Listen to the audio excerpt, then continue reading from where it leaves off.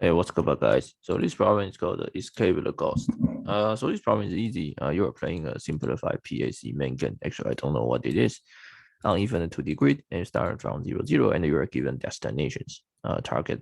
And so basically, you need to start at 0 and go to target, and you can go 4 directions, move to 1 unit, right? So it tell you that the distance from the point to target is not the minimum distance that you need to move from the point to the target is not to the Euclidean, but it's so-called Manhattan distance. Right? So the distance that you can go from, you need to the minimum move that you can go to target is basically this. Okay, and there is a ghost. So ghost can move. Okay, and the ghost can move 4 directions. Okay, and you can make independent choice. Okay, and you need to, and the ghost can also stay still, right? So you can say, you can think the ghost is very intelligent.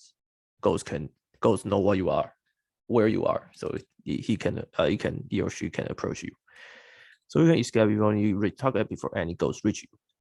Okay, so this problem is, for example, 1003 target 01, right? So you can easily say that the minimum distance from you to target is 1.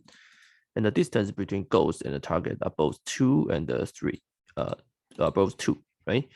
So which tell you that if ghost want to reach distance target, it takes at least 2 steps, but you reach target only 1 step. Okay, so this problem is very simple, right?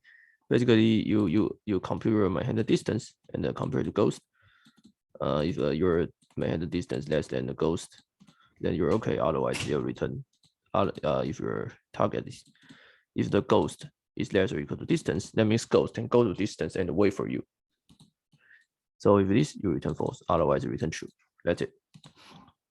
Right. So basically, if the ghost is closer to this target, then it can approach to the target and wait for you. And there's no way that you can get an answer. You should return false. Otherwise, return true. Right? So it's very intuitive.